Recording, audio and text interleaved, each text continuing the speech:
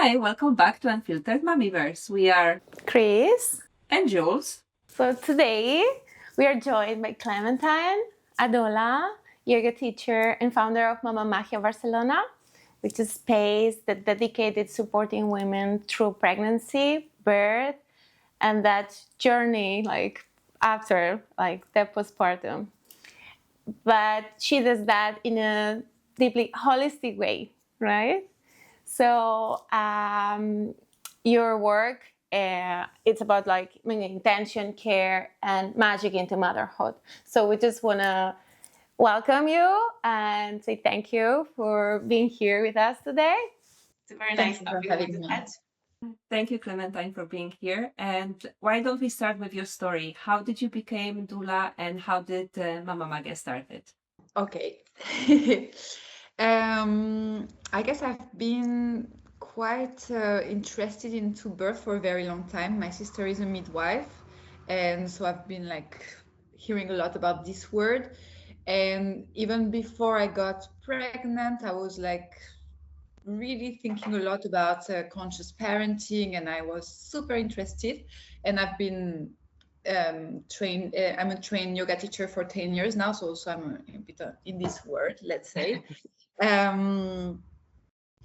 And yes, then I at some point I was like, I felt called to become a doula, and it's the same. My sister found me this course in Barcelona, and there was a part with Michel Audin, which to me is a huge figure in this world and in the way we handle gentle birth and physiology of birth. So I was like, oh my God, it's a sign, I'm doing this course.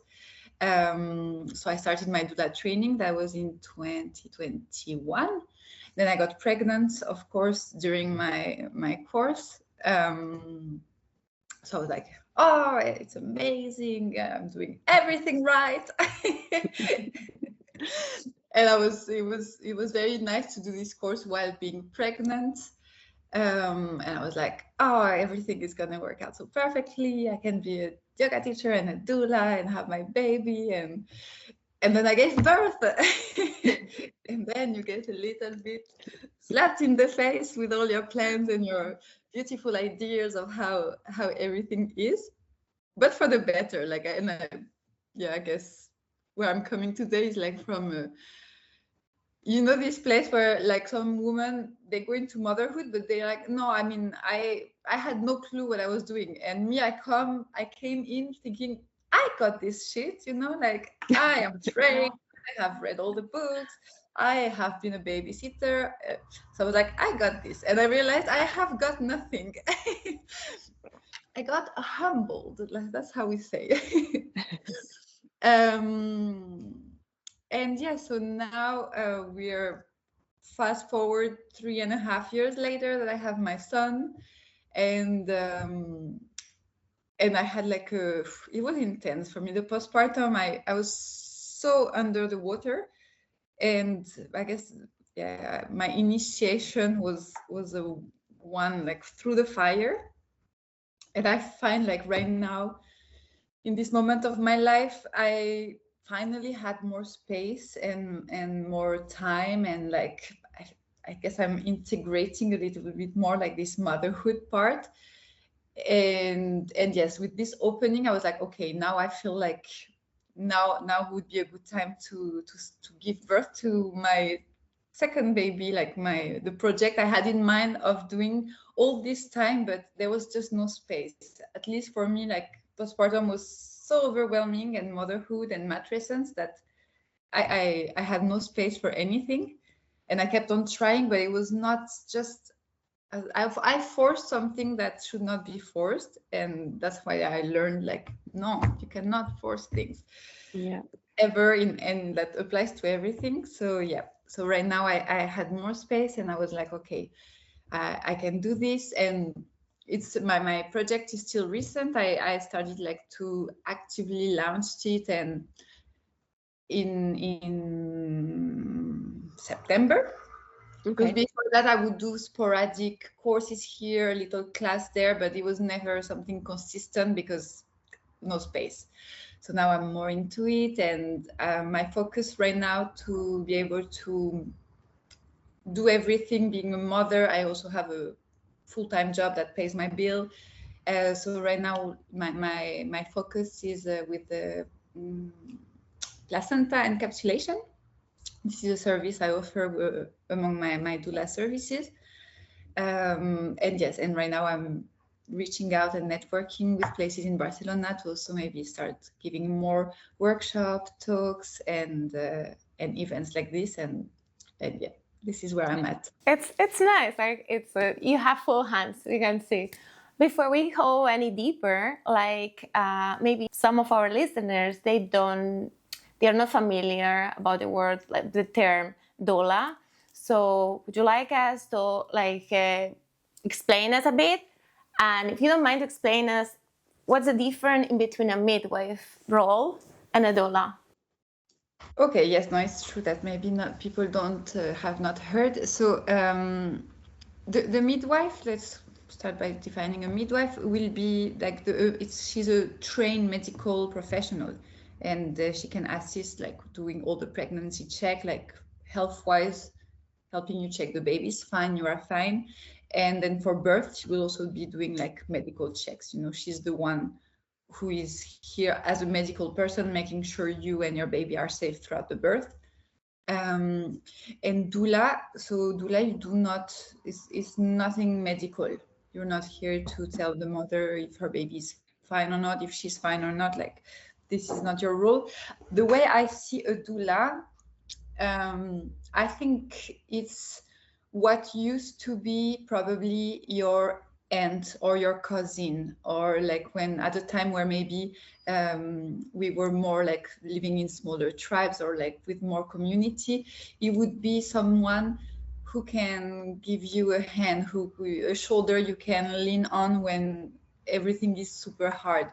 And right now I'm thinking in cities like Barcelona that or any big cities really where it's full of expats, and we don't have a tribe, we don't have a family nearby, we have nobody. And during this time, like pregnancy and birth and the postpartum, that they are so vulnerable, I think it's a very common experience that we feel so lonely. And yes, we can call, but it's like calling somebody help us, and it can make us feel way better. But there is also something about having somebody present physically at some of those key moments. And it's the energetic, you know, like having somebody holding the space emotionally for you to just be. And that's it. Like, it's this power. It was something funny because it took me a while, even myself, to understand what is a doula, because in my training it was like, a doula just is, you know, you don't do anything. And I was like, that's weird, like you have to do something. It's more emotional support, right? It's emotional support that we don't really have. Exactly, and emotional support is not something you do, it's more something you are. So it's like a presence, a space, you hold a space for the mother to be with all her emotion and to witness her. And more often than not, it's because we're like, oh, but maybe I need advices, maybe I need you know, like someone to tell me what to do. But more often than not in our life, like when something is going on, we don't need somebody to tell us what to do, we just need somebody to listen. I mean, so this is like the classic thing you can have with your partner, where you come with what's on your heart and he's trying to fix, and you're like, I don't need to be fixed, I need to be heard. So this is a bit the dynamic here, is like, I'm not here to fix your motherhood, I'm not here to tell you how to be a mom, I'm just here to witness you. And it's usually like having this support is sometimes more than enough to process by yourself whatever you're moving through, and without feeling so alone in the process, because it's a big part where like those are huge moments in our life, and it's like, but I'm all alone in this, and it should not be, you know. So I think, yes, a doula comes in to give you the emotional support that is required to make this transition smoother. And if you don't have it somewhere else, then I would really recommend having a doula. Yeah, that's so true. And it's, you know, in a way, it's beautiful as much as hard postpartum was for you. And I can speak from my experience was for me as well. But now you're putting that into practice and helping other women to go through it. And, you know, you're talking from your own experience and you don't pretend, oh, it's okay, we all go through it and it's gonna get better. You just know how the women actually feel. And I just want to ask you, what are the different stages that doula support offers, like during or before, during, and after birth? Are you present during the birth if the mom wishes that, or how does it work? I can. Right now, I am not doing birth support because you have to be on guard and be able to have a flexible schedule in your personal life. And my son is too small at the moment, and I'm just separated as well. So like the whole dynamic is complicated. But yes, you can. Like usually, how it works is when someone wants a birth doula, you would connect during pregnancy and maybe do 1 or 2 meetings to get a feel of each other. Of course, like the woman has to feel if she's comfortable with you, because you're going to be invited in a super intimate moment of her life. So it has to be a good vibe. And yes, and if you agree, then you're on guard. And when the moment comes, you come in for support. If it's a home birth, a midwife, a trained midwife should also be present to be the medical person that is there. Or you can go to the hospital, depending on the hospital. Some let you have your doula, some not. So those are things to be mindful of beforehand to see what's possible. And another service that I do, and this one I can do right now because it's postpartum support. So little visits in the first few weeks, same, just a little space where you don't do anything, but you just chat, you share a tea, you check in with the mom, you see if she needs anything, and yeah, just like a little presence that's over the first few weeks is here to make you feel held. And those are like scheduled meetings or it's on demand? Usually it's packs. Like when you take postpartum session, you can be on demand, but it would be more like the classic format is it's 7 meetings of 2 hours. Because then you get a follow-up and a continuity in the first few weeks. Okay, that sounds great. And is it very hard to find doula? Like I know from my experience, it was very hard to find midwife. So should we look for doula once we find out we are pregnant, or we can wait a little bit longer? How does it work? You can wait. I think doulas are much easier to find than midwives. And yeah, no, it's I don't think it's complicated. Okay. Because you will find them on Instagram, on Facebook, or word of mouth always. Okay. Yeah, but I wanted to ask you because, like, I think right now there's still some people that thinks that having a doula is like a kind of a luxury. Not everybody can afford it, right? Yes, it has a cost. It's like having a private midwife or doing a home birth. Like it does have a cost, but because it's a service, like if it was your aunt, the family, yes, it would be for free. But if I'm doing this for somebody, it's my time. And for example, for birth, you're on guard. So for like a block of 6 weeks, you cannot plan anything in your personal life because it can be canceled at any time because and when you go on to a birth, you don't know if it's for 12 hours, 24 hours, 48 hours, who knows? So it has a cost. I think one way people can do, once again, would be like relying on community if you don't have the means.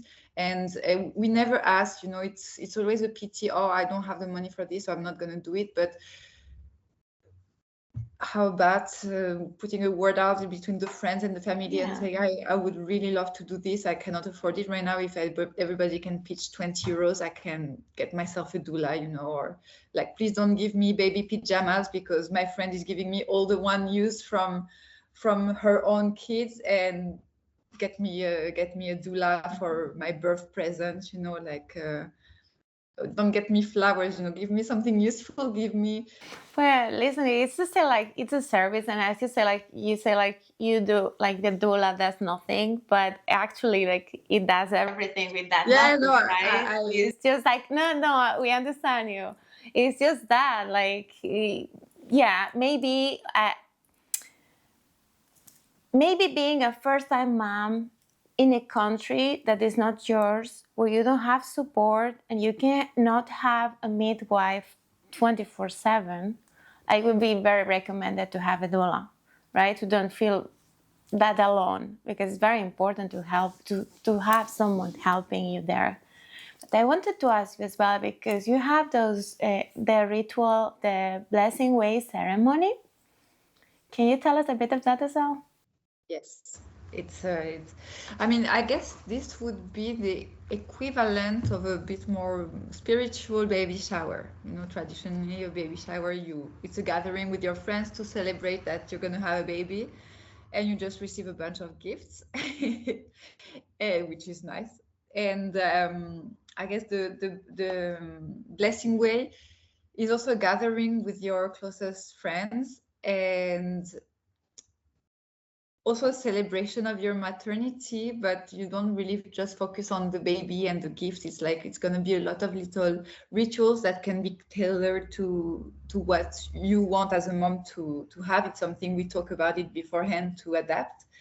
But yeah, it's just there's going to be a sharing circle, and the idea of those blessing ways create a space where all the people present are going to be focusing on filling up the mom's cup as high as possible, you know, like it's a moment for the mom to receive the love from all her community, you know.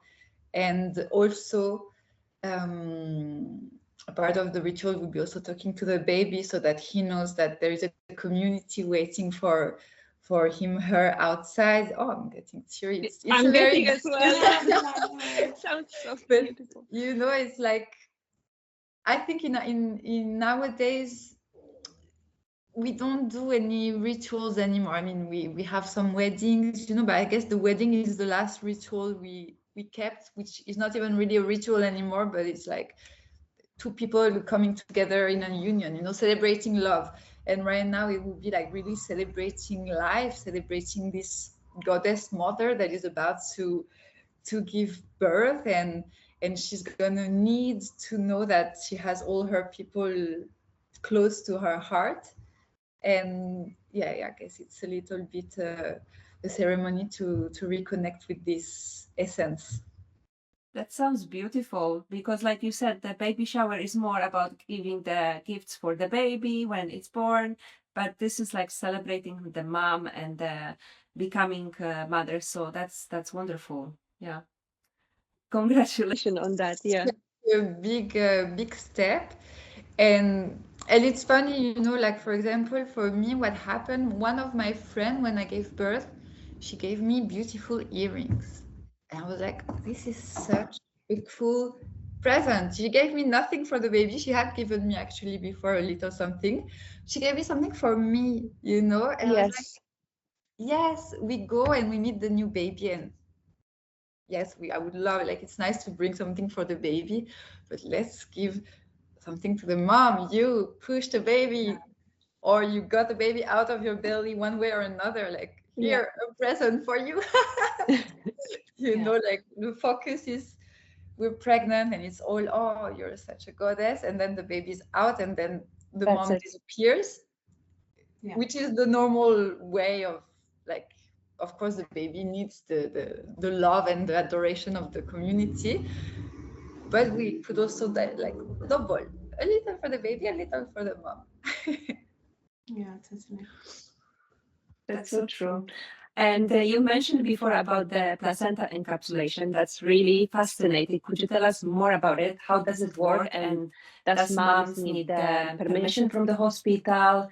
Can it be done when it's natural birth or C-section? And yeah, I would like to know everything about it. All right. So yeah, the process it's pretty straightforward. If you're doing a home birth, then very easy because you just keep your placenta. If you do a hospital birth, you just need to let the medical people know that you would like to keep your placenta. And in Spain is great because they give it to you. I know, for example, in France, you don't have a right to your placenta. So Okay. it's very, you kind of have to steal your placenta if you want to get your placenta. But anyway, in Oh my Spain, goodness. crazy. In Spain, you can just ask for it and they will either keep it for you in the fridge, but depending on the hospital, sometimes they don't. So I always recommend you get a cooler with you as part of your maternity package with the maternity bag if you want your placenta to be encapsulated, to bring a little cooler. And then the process is I would come and pick up the placenta, and then I make sure it's whole, I make sure it's in good shape, and I slice it super thin, I dehydrate it, I ground it into powder, and I put it in little cups. Wow. And I can also make tinctures with it. And an amazing baby cream for to change the baby, which is extremely efficient. And yes, the idea of placenta encapsulation is the placenta is this most incredible organ ever, and it's like the only organ that is disposable, like it grows with you and then it comes out, like it's your baby's genetic twin as well, like it's exactly the same genetic as your baby.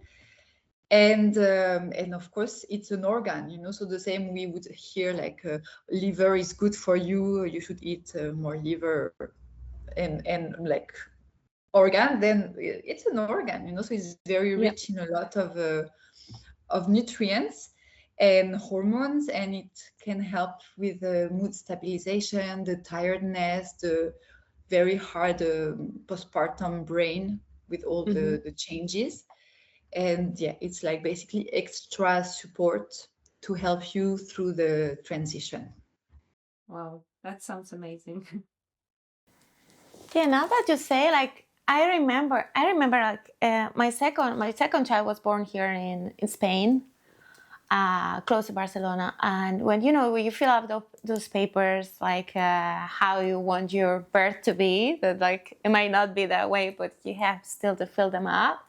They're asking you if you want the placenta or if you want them to have it. Like it's on those papers as well. Okay, I didn't realize till now. That's right.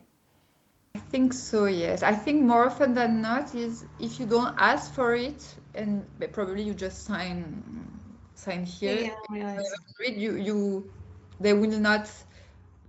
You will give it birth to the placenta, but maybe they just take it away straight away, and you don't even notice you had a placenta and the placenta. What? Yeah, it's not very popular yet.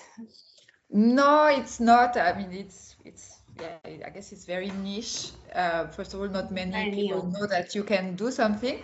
And even beside, like, if you don't want to eat your placenta, you could also just ask to get the placenta and maybe bury it somewhere under a tree, there could be other rituals that can be done to honor the organ that grew your baby, and it's the same, like maybe replacing a little bit of reverence and magic and rituals into our life.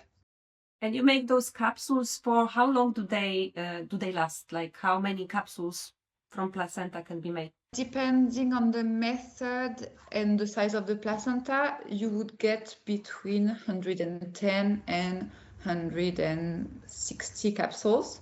That's a lot. Yeah, no, it's a lot. It's a lot.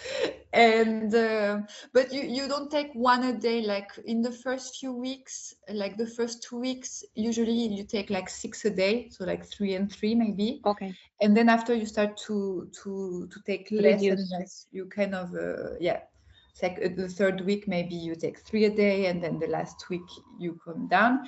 And what I always recommend to the mothers is to keep like 12 capsules in the freezer in a sealed bag for when they get their first period back, because also then you can take them just to help again this hormonal change and smooth out the transition. It's very interesting, but like I want to talk as well about that yoga, right?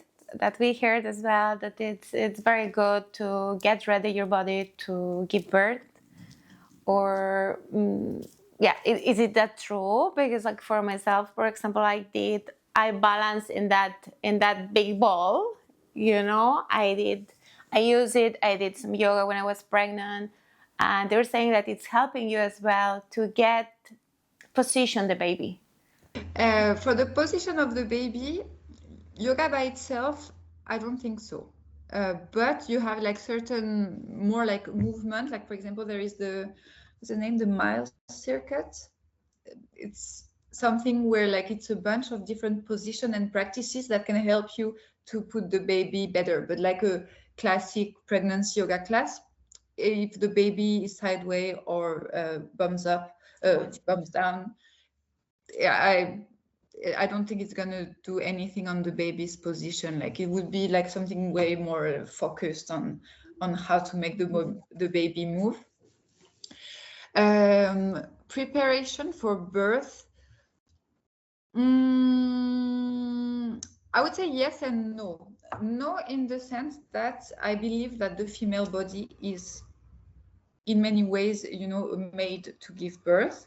And what we do is usually we find ways to go against our bodies so that the natural process has a harder time. Of course, it's not, there is no perfection in this world, so sometimes the natural process just doesn't work. But our bodies innately, they know how to give birth and they can give birth, and I guess yoga, like any physical practice, is very good during pregnancy, because it's a time where sometimes it's hard, depending on how you're feeling, to stay active. And sometimes, like, I mean, if you're in too much pain and the pregnancy is the worst moment of your life, well, maybe if you can do some little movement, it will help, but it always have to be like mindful of how you're feeling.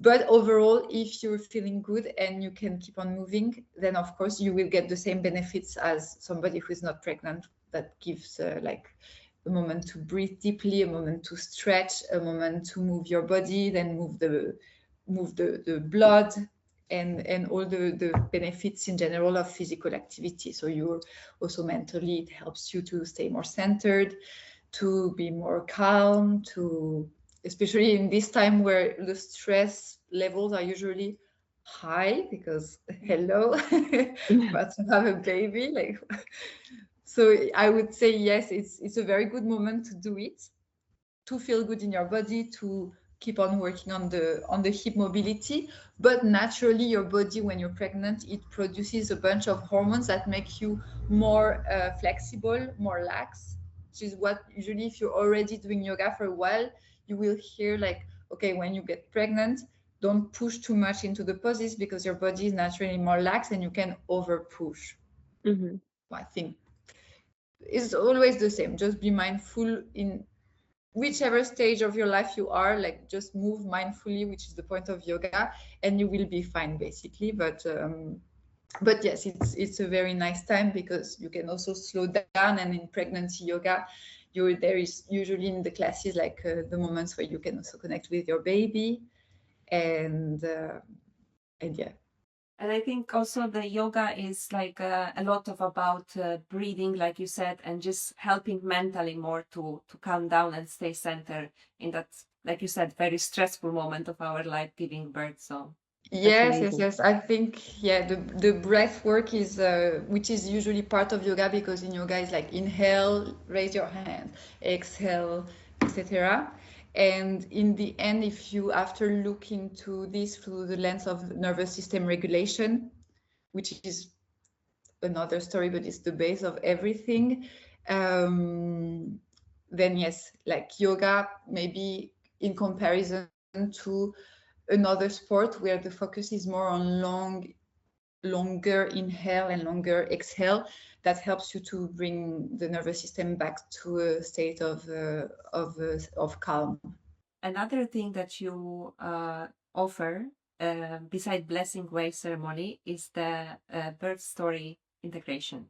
Could you tell us a little bit more about that? Yes. So this it's something new I am offering, and I guess the way to frame it is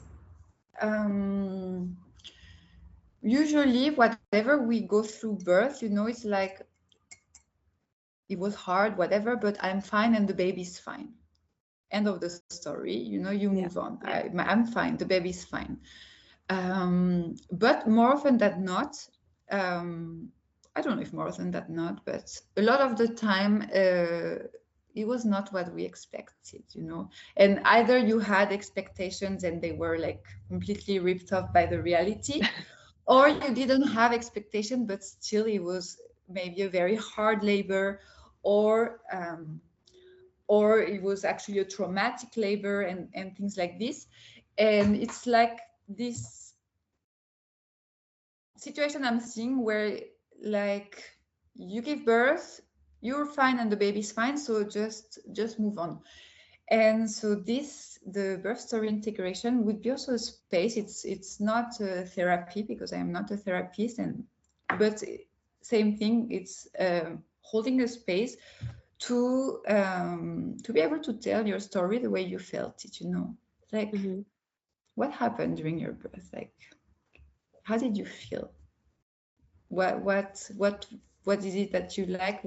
What went completely south of what you expected? And in a space where you are allowed to grieve the birth experience you wanted.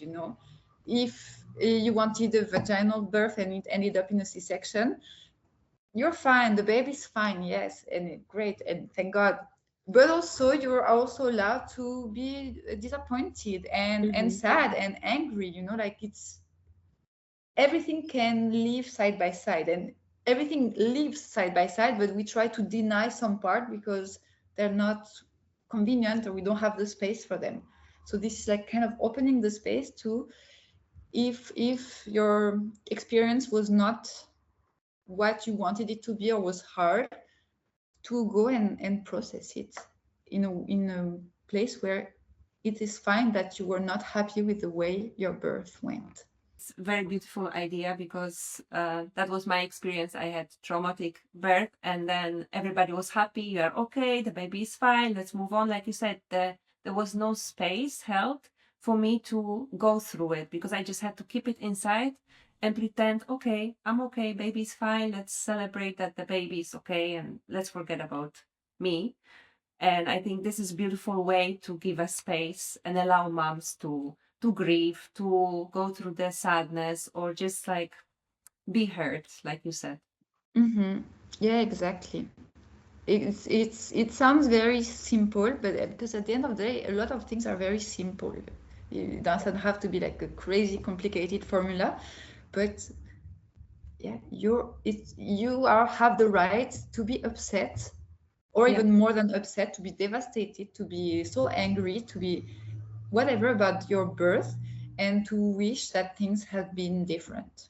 And in this space of time, like this idea is all about like what you resist persists, so basically like it's there and I don't want it to be there because it's fine, I'm fine, the baby's fine, but if I don't allow some space for this part of me that really wanted things to be different, and I really wish that my birth was so beautiful and that I had also a very hard birth that was completely different from the beautiful Expectation. spiritual awakening experience I had imagined.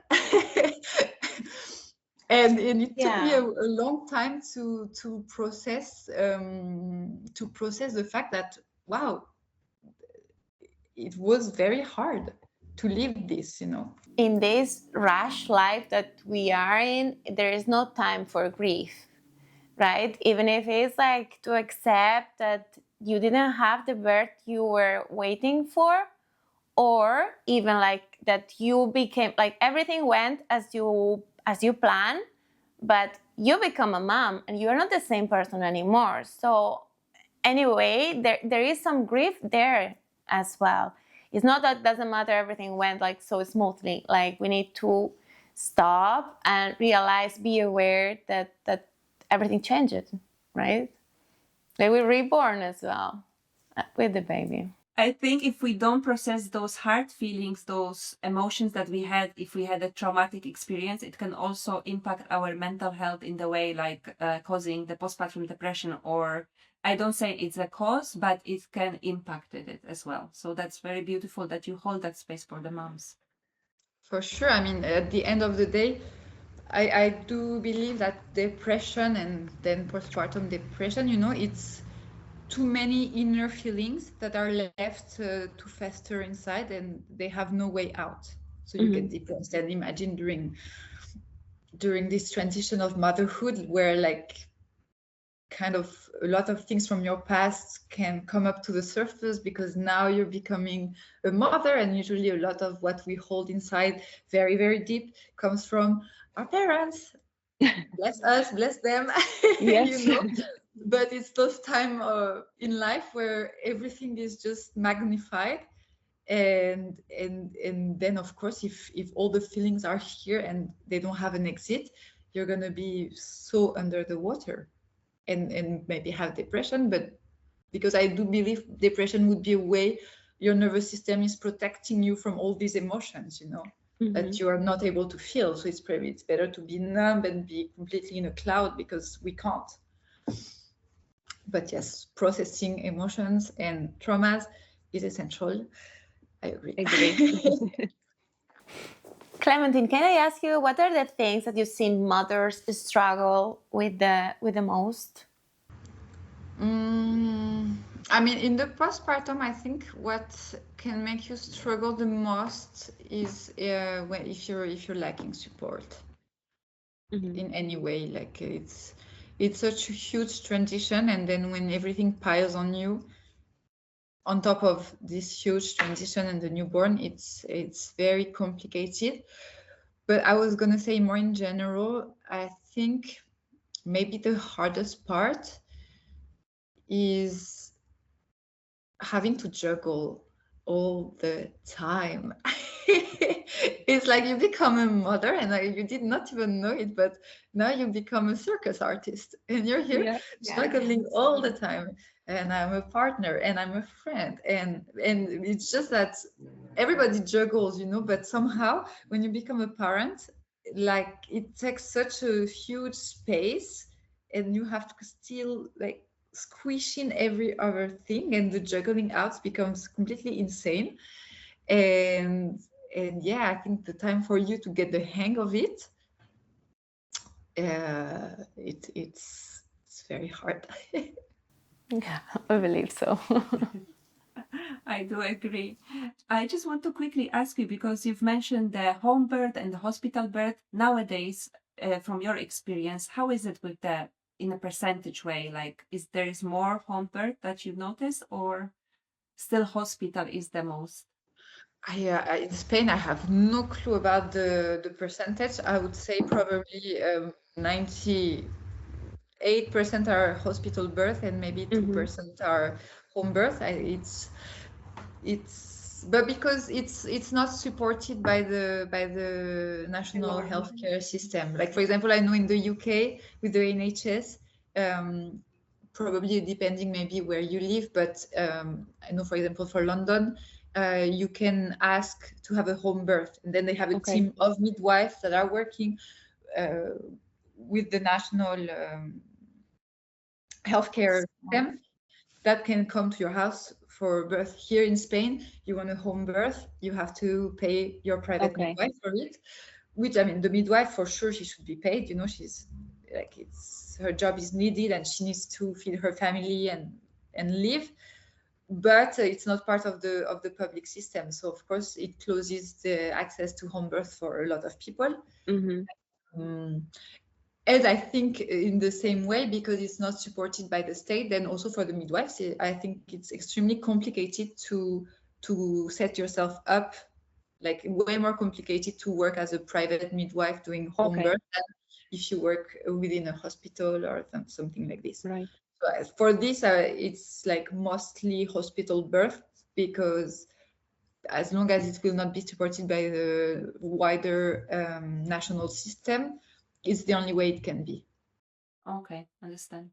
And before we close, could you tell us where our listeners can find you on Instagram? What's your website? How they can get in touch with you? Yes, of course. So on Instagram, I'm Mama Magia BCN Barcelona, and my website is mamamagia-bcn.com. And if you type Mama Magia Barcelona on Google, you will find me there and my contact. Well, thank you so much. Thank you for your time, and you are such a kind soul. We wish you all the success in the future for you. Well, thank you so much for inviting me and for this beautiful conversation. Okay, guys, hope you like this episode. And for all those moms to be, you got some insights there. And remember, follow us on all the socials, Instagram, TikTok, Facebook. And subscribe so you don't miss an episode. Take care. Be kind to yourself. Until next time. Bye. Bye.